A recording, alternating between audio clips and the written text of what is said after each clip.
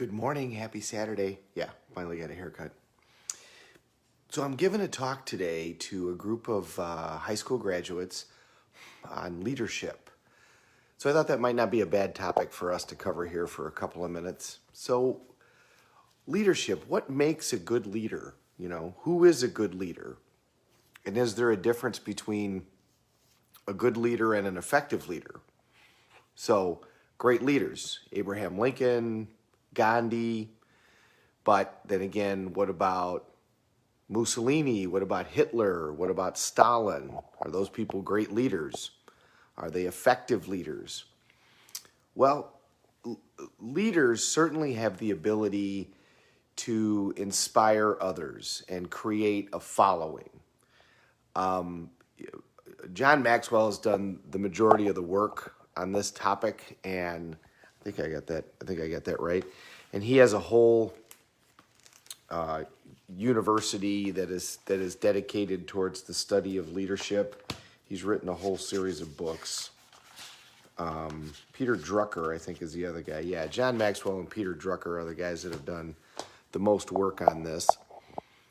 And there's a difference between a real leader and a dictator and a warlord. So the dictator inspires others, creates a following, and he does all that, but he or she doesn't do it for any large common good.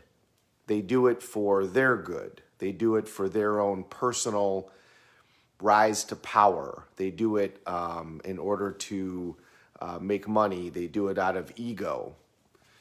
True leaders, according to all of these guys, come out of a desire to serve. They're not interested in themselves at all. And in fact, if you think about the great leaders that we think about, Gandhi, Dr. King, Mother Teresa, most of them had no interest in actually becoming leaders. That really wasn't their intent. Their intent was they saw an injustice and they decided that they were going to do something about it. And their approach grew. One of the other big things that distinguishes a leader from, just a power monger or a dictator is they never make it about themselves. Their followers make it about themselves. They make it about their followers. And they have a mission. They have a purpose that they completely embody. So let's say Dr. King. Dr. King never set out to be the head of the civil rights movement. He set out to participate as part of the civil rights movement, but he never set out to be the head of it. But he was the one that came up with the idea of taking Gandhi's approach, a nonviolent approach. And what was different about him was not only the approach, but that he embodied this idea. He believed in it to his core.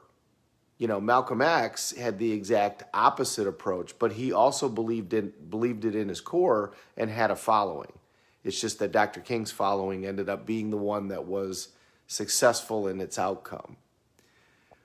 But all of them really didn't start out saying, I'm going to be the head of the movement. They started out saying, I just truly believe that this is what's good for the people. And so I'm going to go and participate in this process because I think that that's what's right. Because they feel so deeply, others are moved. They usually operate outside of their comfort zone, and that also draws people to them. And then all of a sudden, the movement starts to grow. And that whole tipping point that Malcolm Gladwell talks about starts to happen.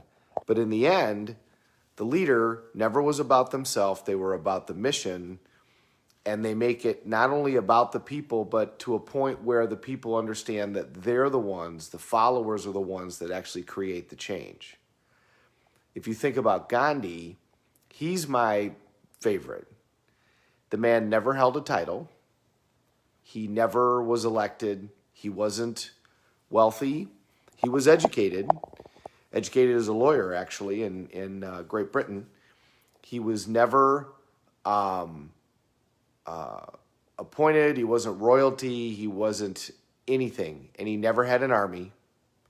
and he defeated an entire nation and brought another nation together. Never intended to do that. He simply saw something that was injustice and decided that he was going to do something against it. And it was personal for him at that time, saying, this is wrong, and so I'm going to resist this. But then the movement started. But he never made the movement about himself. The movement was always about the movement, and the movement was about the people. And he was more than happy to sacrifice himself in the name of the people. The pictures of him coming to Great Britain wearing his sari, his vestments that he would make, and walking into royalty and to the parliament, wearing these, rags in a way. They weren't really rags, but wearing these cloths, I think is just amazing. So there's a difference between having leadership qualities that you use for yourself in order to perpetuate your own agenda, or being a leader where you really become part of a movement that is more than you, bigger than you, beyond your comfort zone, and as a result, you inspire others to rise up and participate in that movement. The big difference is true leaders do something for the common good. Leadership qualities in people that really are just, out for their own good, such as Hitler and Mussolini, they have leadership qualities, but they're not about the common good. They're about their own self-promotion. They're about their own power. They're about their own gain. I guess we could put it this way. True leaders really inspire other leaders. And if you look at the best leaders in the history of the country, Abraham Lincoln, they inspired others to pick up the baton and run while they were alive and even after they were alive. So that, to me, is the big difference, is they inspire other leaders to go do great things. So, go do great things. Enjoy your Saturday. Enjoy the snow. It looks like Christmas outside here in Northern Illinois.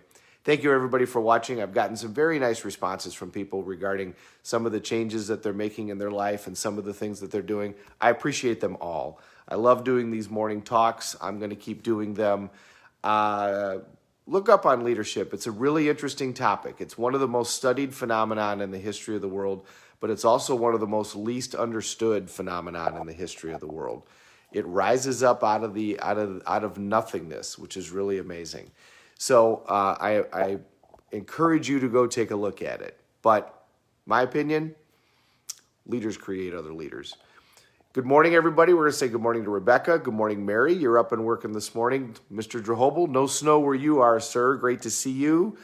Marcette, good morning. Very nice message I got from you. Gavin, good morning. And my man, Mark Jacobs. I love you, brother. You're the man. This is the definition of a true leader since Gavin Brown. Thank you. You're welcome. Great to see you, everybody. Everybody have a great Saturday. We're all in this together. Let's take care of each other.